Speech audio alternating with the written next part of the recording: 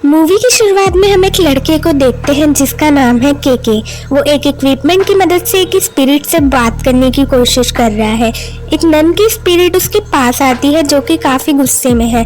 वो केके पर अटैक कर देती है। ये यहाँ से भागने की कोशिश करता है पर भाग नहीं पाता। वो उसे घर से बाहर जाने ही नहीं देती और उसको बेड के नीचे खींच लेती है। अगले सीन में हमें एक फैमिली दिखाई जाती है। यह है आना, उसकी बेटी क्लेयर और उसके हस्बैंड माइक। ये लोग माइक की आंटी के घर में रेंट पर रह रहे हैं, लेकिन अब इन्होंने अपना घर खरीद लिया है तो ये अपने नए घर में शिफ्ट हो रहे हैं। हम देखते हैं कि आना को उसका एक्स हस्बैंड लेक्स कॉल कर रहा होता है, लेकिन आना इग्नोर कर देती है। दरअसल लेक्स बहुत एब्यूसिव था तो आना ने अपने और क्लेयर के ब्राइट फ्यूचर के लिए उसे छोड़ दिया और अब वो माइक के साथ है और काफ़ी खुश भी है। आना अपने रूम में सोने जा रही होती है, लेकिन तभी उसे ऊपर स्टोर रूम से एक आवाज़ आती है। वो चेक करने जाती है तो उसे वहाँ एक क्रूसीफिक्स मिलता है। तभी वहाँ पर माइक आ जाता है और आना को वहाँ से ले जाता है। हम इन दोनों को बेडरूम में देखते हैं जहाँ माइक आना से पूछता है कि लेक्स ने उसको कॉल तो नहीं की, पर आना माइक को मना कर देती है, जबकि आज ही उसको लेक्स की कॉल आई होती है। नेक्स्ट मॉर्निंग माइक ऑफिस चला जाता है और क्लेयर भी स्कूल चली जाती है और आना को शाम 6 बजे तक बचा हुआ सामान नए घर में शिफ्ट करना है, लेकिन माइक की आंटी डोना भी घर चेक करने आने वाली है।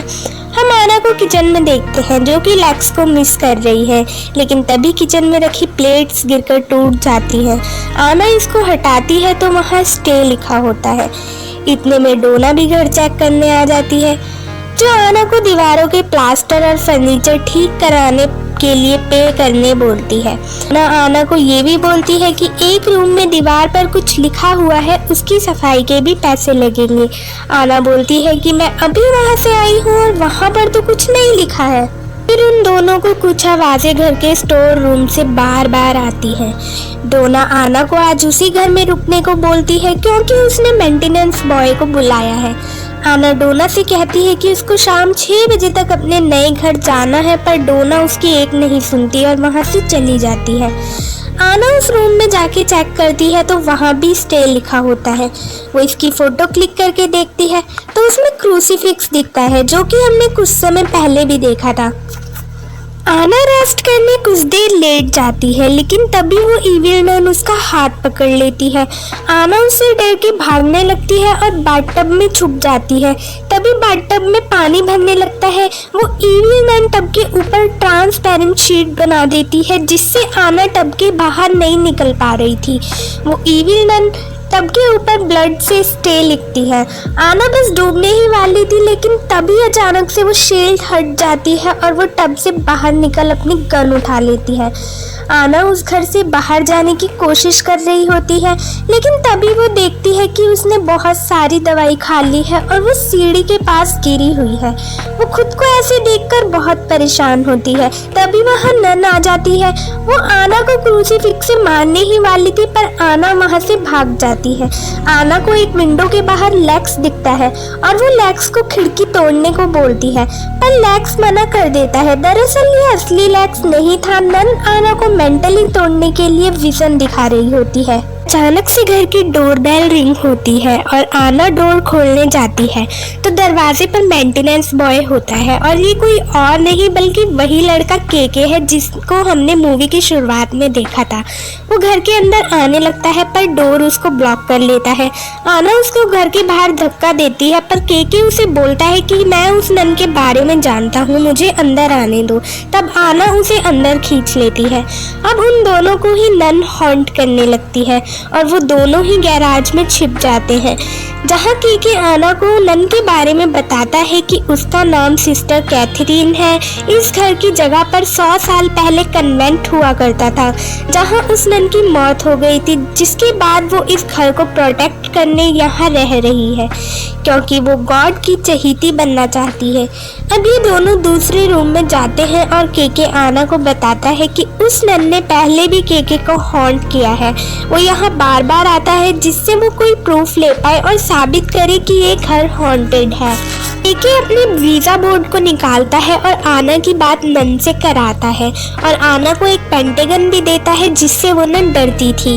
नन आना से बात करती है और उसे अपने साथ रहने को बोलती है क्योंकि उसके जाने का वक्त हो गया है और वो चाहती है कि आना उसकी जगह ले। आना मना कर देती है और एक इक्विपमेंट उठाती है और केके को देखने लगती है। तभी वहाँ नन आ जाती है। आना पेंटागन हाथ में उठा लेती है जिससे नन भाग जाती है। आना एक दूसरे रूम में जाती है जहाँ वो लेक्स और माइक को देखती है जो कि उसके बारे में बुरी बुरी बातें कर रहे होते हैं। आना एक दूसरे रूम में चली जाती है जहाँ उसको क्लेयर दिखती है। क्लेयर आना को बताती है वो कभी नए घर में गई ही नहीं और उसकी लाश इस घर में मिली थी।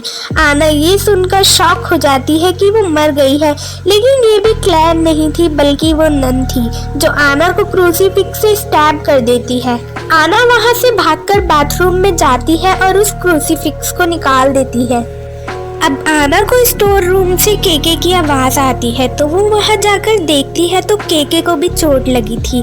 नन वहाँ भी आ जाती है और आना को पेट में स्टैब कर देती है, लेकिन वो लोग खुद को बचाकर नीचे आते हैं जहाँ उन्हें दरवाजे पर डोना दिखती है जो डोर खोल रही थी। वो लोग उससे हेल्प मांगते हैं पर डोना उन्हें ना सुन पाती है ना ही देख पाती है। नन उनके पास आने लगती है लेकिन डोना डोर खोल देती है और ये दोनों घर के बाहर आ जाते हैं। नन की शक्तियाँ घर के अंदर तक ही सीमित थी तो वो कुछ नहीं कर पाती। कहानी अब 3 महीने आगे बढ़ती है और अब आना माइक और क्लेयर के साथ अपने नए घर में थी। उस हादसे से वो बच तो गई थी पर उसे कुछ याद नहीं था।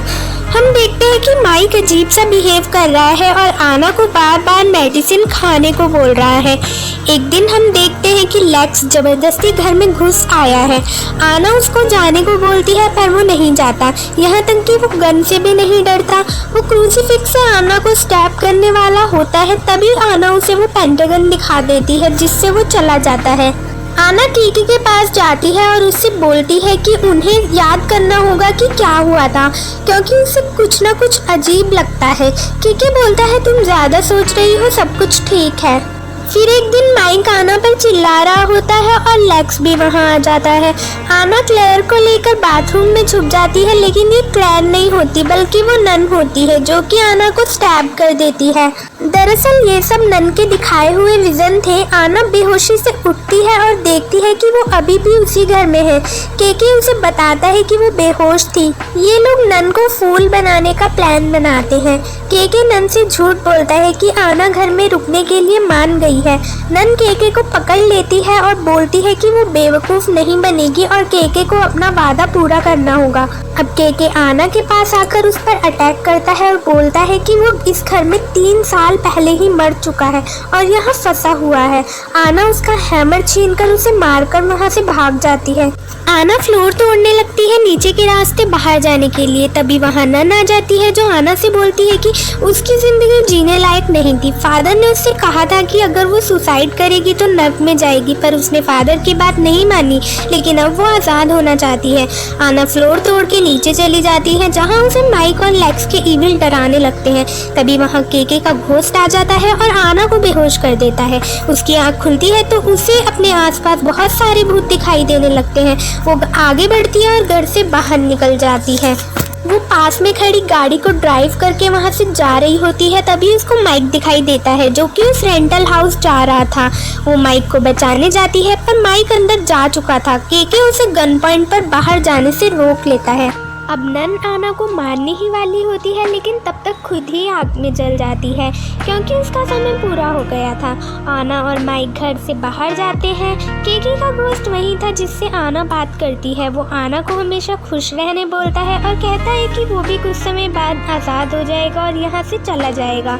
कहानी 3 महीने आगे बढ़ती है जहाँ ये तीनों अच्छे से अपनी ज़िंदगी जी रहे होते हैं।